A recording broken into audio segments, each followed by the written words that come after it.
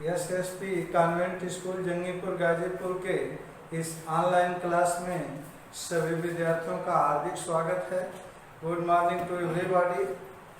पिछले वीडियो में हम लोग जो है रिपोर्टिंग स्पीच, रिपोर्टिंग वर्ब के बारे में पढ़े थे, नरेशन के बारे में पढ़े थे। एक बार पुनः आप लोगों को जो है रिमाइंड करा देना चाहता हूँ। नरेशन, देखिए नरेशन को स्पीच भी कहते हैं। क्या बताया गया था कि शब्दों का वह सार्थक समूह जिसका पूर्ण अर्थ निकलता हो नरेशन या स्पीच कहलाता है।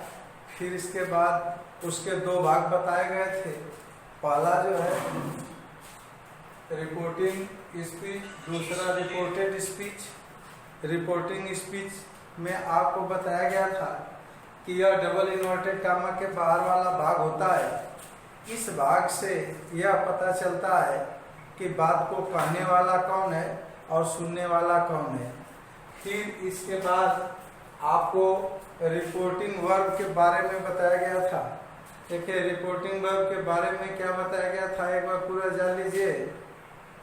रिपोर्टिंग स्पीच के वर्ब को रिपोर्टिंग वर्ब कहते हैं। ध्यान दीजिएगा, ये सब बातें आपको जो है पिछले वीडियो में बताया जा चुका है। अब आगे हम लोग आएंगे रिपोर्टेड स्पीच। रिपोर्टिंग स्पीच पढ़ चुके हैं जो अभी बताया हूँ। रिपोर्टिंग वर्ब बताया गया है। अब रिपोर्टेड स्पीच पढ़ना है। देखिए रिपोर्टेड स्पीच क्या होता है। अगर आपसे कोई पूछता है रिपोर्टेड स्पीच किसे कहते हैं, तो यह क्या होता है, यह डबल इन्वर्टेड कामा के अंदर वाला भाग होता है। रिपोर्टेड स्पीच यह डबल इन्वर्टेड कामा के अंदर वाला भाग होता है। इस भाग से यह पता चलता है कि वक्ता ने क्या कहा। इस भाग से जो है यह पता चलता है कि वक्ता ने क्या कहा। तो एक बार पुनः बार बार ये जब नरेशन आप डायरेक्ट से इनडायरेक्ट बनाएंगे तो ये बार बार आएगा। हर वाक्य में जो है reporting speech, reported speech, reporting verb बार बार ये आने वाला शब्द है। इसलिए एक बार पुनः आप जो है ध्यान पूर्वक समझ लीजिए। रिपोर्टिंग स्पीच किसे कहते हैं, यह डबल इन्वर्टेड कामा के बाहर वाला भाग होता है। इस भाग से यह पता चलता है कि बात को कहने वाला कौन है और सुनने वाला कौन है। जैसे अगर कहा जाए कि राम सेड टू श्याम, राम श्याम से कहा the earth moves round the sun, पृथ्वी सूर्य के चारों तरफ घूमती है।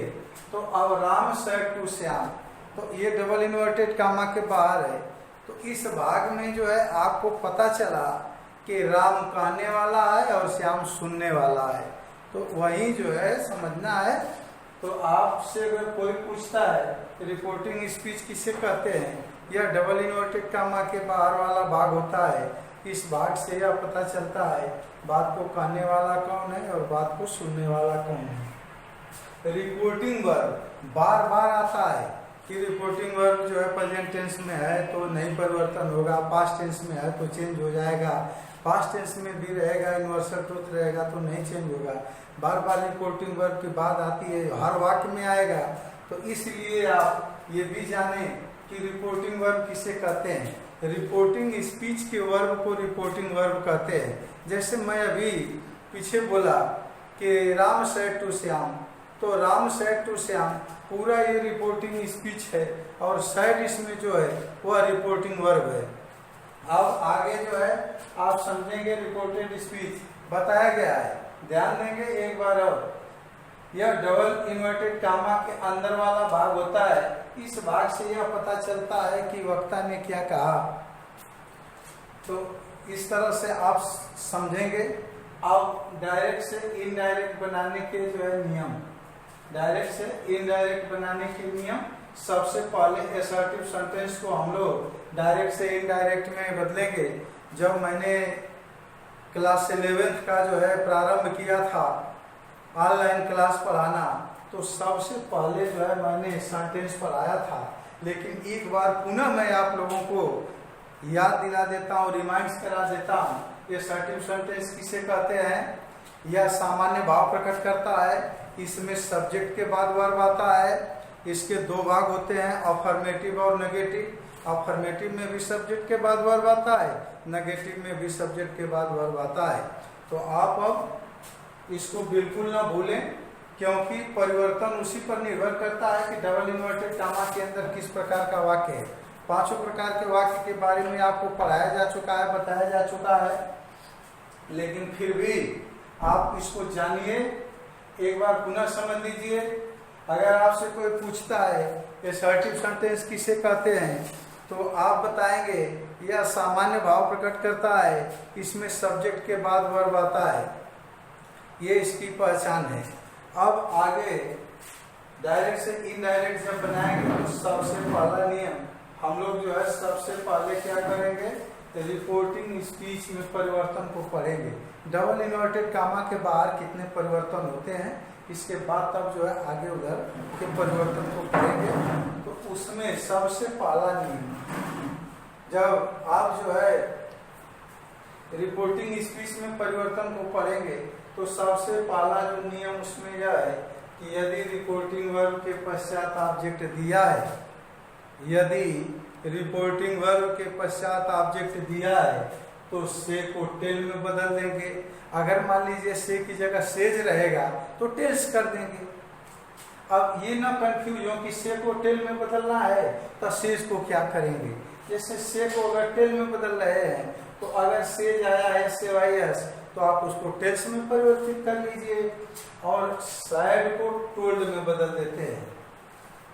अगर जो है ऑब्जेक्ट दिया रहेगा तो आप जो है सैड को टोल्ड में बदल देंगे।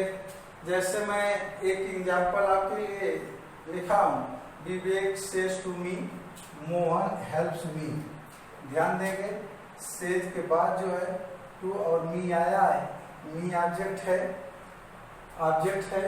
तो अब वही नियम को ध्यान में रखते हुए कि यदि रिपोर्टिंग वर्ब के पश्चात ऑब्जेक्ट दिया है तो से को टेल और सैड को टोल्ड में बदल देते हैं।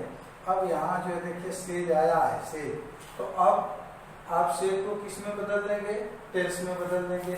अगर आपसे कोई पूछता है कि सेज को टेल्स में बदलेंगे, आप कहेंगे हाँ। अब ये प्रश्न बनेगा क्यों बदलेंगे, इसका कारण क्या है, तो रिपोर्टिंग वर्ब के पश्चात ऑब्जेक्ट दिया है।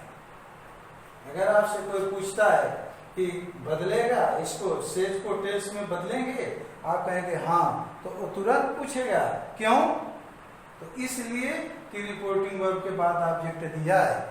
अब फिर आगे जैसे देखिए विवेक टेल्स मी लिखेंगे, आगे जैसे दैट का आप प्रयोग करेंगे या फिर पूछा जाएगा कि इसमें दैट लगेगा, आप कहेंगे यस।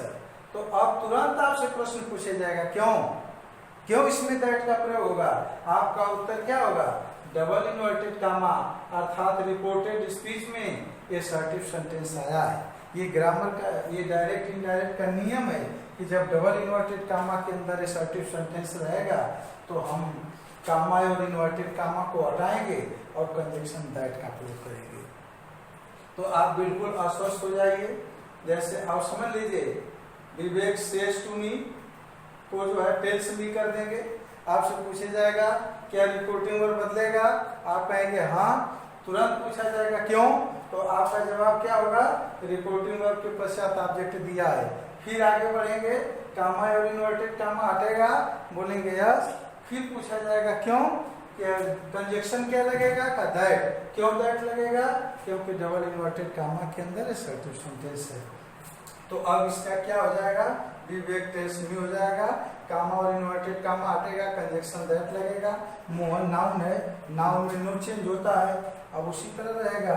अब रिपोर्टिंग वर्ब प्रेजेंट टेंस में है, टेंस का परिवर्तन नहीं होगा, हेल्प्स हो जाएगा।